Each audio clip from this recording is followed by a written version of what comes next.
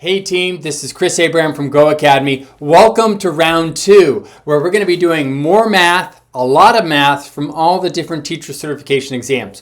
Use this stuff to make it a game, have fun, and learn a whole lot of math you're going to need to pass your tests. Let's take a look at our first set of problems. Let's have fun. Let's go. Hi math team, this is Chris Abraham from GOHacademy. We're going to look at a couple of key ideas involving geometry that are essential for these set of problems. Now, they're all going to be involving angles. I want you to take note on each rule. Here it is, team. Here's the next problem, and I want you to read it over. Always pause, look at it. Sometimes it's the diagram that's tricky, and this one's got a tricky diagram. Sometimes it's the wording. Now this one isn't that wordy, right? I mean, like the wording regular polygon, we've seen that so many times. This is a 5-sided regular polygon. It's actually regular pentagon, right? So they don't even use the word polygon. They just tell us it's a regular pentagon, right? So the wording is not that hard, right? But the writing, okay, this is a little tricky, right? So we have to learn how they write these angles. So that is representing angle 6, right? That's representing angle 7. Okay. This symbol here means that they're congruent, they're the same. Is that correct? So if I'm reading these correctly, like for example, if we're reading over, let's say A is asking us, is this a true statement? Is angle 6 congruent or equal to angle 7? Or is angle C, angle 2, right? Answer choice number C, is angle 2 equal to number 7? Did you see that? Now, both of these are asking you about angle 7, right? This one right here. So let's actually start there, right? Let's see if we can jump to the measurement of angle 7, and then we can solve for 6 and 2 and sort of see if any of those statements are true. Right? We know that this is a regular pentagon, right? Which means that each one of these interior angles is equal to what? 108, right? So that means that's 108. That's 108. Angle 1 is 108, right? These two angles here, 4 plus 2, add up to 108, right? These two angles here, 6 plus 5, right? They add up to 108. I mean, we can get this from just looking at the picture and knowing that the interior angle here is 108, right? Now let's start here. We know that 6 plus 5 is equal to 108, right? And if we know that these two angles here add up to 108, and 6 plus 5 plus 7 equals a straight line, we could literally say 108 plus 7 equals 180, right? So let's write that down. 108, that's 6 plus 5, plus 7 equals 180. They form a straight line, supplementary angles, right? Do a little bit of algebra, which is basically going to be subtracting here. 7 is equal to 180 minus 108, or 7 is equal to what? 72. So now I'm going to go here, and for this measurement here, let's just write down that angle there, because we just figured this out, right? Is equal to 72 degrees, right? Okay. Now, what about the 6 and the 2? Are any of those equal to 72? Well, we know that 5 and 6, they add up to 108, right?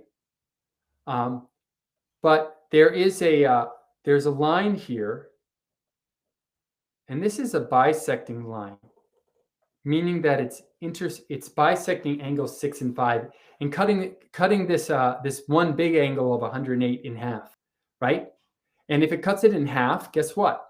It means that 6 and 5 are going to be equal. So it's going to be 108 divided by 2, or in this case, each one of those angles would be 54, and this would be also 54, right? So essentially, this is 54, and this is 54, because the line is cutting them in half, and they add up to 108. So 6 is equal to 54. So is 54 angle 6 equal to 72?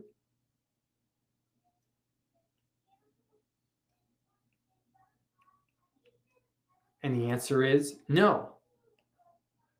What about C? Is angle 2 equal to 72? I don't know. Well, we got to go to this one right here. We know that 4 plus 2 equals 108. We're trying to figure out what 2 is, but what is 4?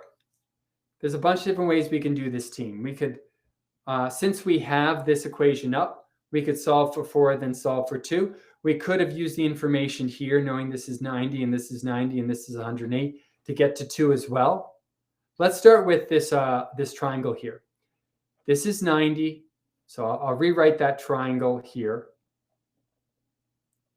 We know that this is 90 degrees, right? The top one is 54 because that's 5. So what is this angle here? That's our 4. Well, we know that we have this rule A plus B plus C equals 180. If we add these two together, right, this would be like 54 plus 90 plus C equals 180. All this math, 54 plus 90 is 144 plus our 2, right? That's our 4, sorry. So our angle 4 is equal to 36. So this is 36. Now, 4 plus what gets 108? Because each of these is 108. Oh my goodness, it feels like we've done this before, but we could do this again. 36 plus what gets 108? Minus the 36 on both sides. We would get that angle 2, 108 minus 36 is 72. All right, the answer here is actually C. Now let's talk about this problem for a moment. You see how much math is here? So much math is here. This problem comes from the 278 test, a lot of math. And if you think about it, team, the math that's here probably would take you more than a minute or 2 to do, right? I mean, I think that this problem right here, it's on the 278, but it's harder than many of the questions that are on the 68 or 65 or even this 63 high school exam, right? So like, what the heck is this problem doing on the 278 exam? And the answer is, I have no clue. It shouldn't be there. It shouldn't be there for a lot of reasons because it's throwing in so much math. There's so much math here, right? It's like you're overdoing it, man. You know what I mean? You're literally overwhelming the person taking this. You're trying to test them on so many concepts so that you can go and say, we tested them on so many concepts, right? And so you can have on your objectives, we did this, this, this, this, but really it's not a realistic problem for a normal teacher, right? Especially if you're taking the 278. It's just too much math that's there. What I would like you to do though is use this as a learning experience and use this learning experience to start with like a diagram like this and using what you've already learned, knowing this, to be able to then work out all the other angles, because we really, if you get really good at this, then you can solve this stuff really quickly, right? If this is 90 and this is 90 and this is 108, all these ones here, you know, lots of different ways we could do this. There, by the way, there is corresponding angles here going on. Can you see this? I wonder if you see this. We have two parallel lines crossed by a transversal, right? Or, and that would mean, look at this, same side interior angles, right? Add up to 180. So if this is 90, this has got to be 92. Or we have this one right here. Do you see this one right here? Two lines crossed by a transversal. Same side interior angles have to add up to 180 degrees. So if this one's 108, its supplement is going to be 2, and that's got to be 72. Lots of different ways we can get to 72, right? So much math going on here. But ultimately, right, you have the tools now to find out what each of these values are to evaluate this, okay? And I want you to use this as a way to practice finding all these values, right? So that you can go and you can do a problem like this really fast, okay? All right, let's keep going. Let's go to our next one. All right, team, I hope you enjoyed this video. If you did, I want you to give it a big thumbs up. Believe it or not, there's not a whole lot of teachers out there that are taking these exams. You're one of the few. So if you like it, you learned something, give it a big thumbs up. share it with a friend. Maybe check out a workshop. You can go to GOHacademy.com at www.GOHacademy.com. I'm sure you'll find those live workshops that we hold very helpful. So check it out. All right, team. This is Chris Abraham from Go Academy. Everyone have a great day. I'll see you in class. Take care, team. Bye-bye.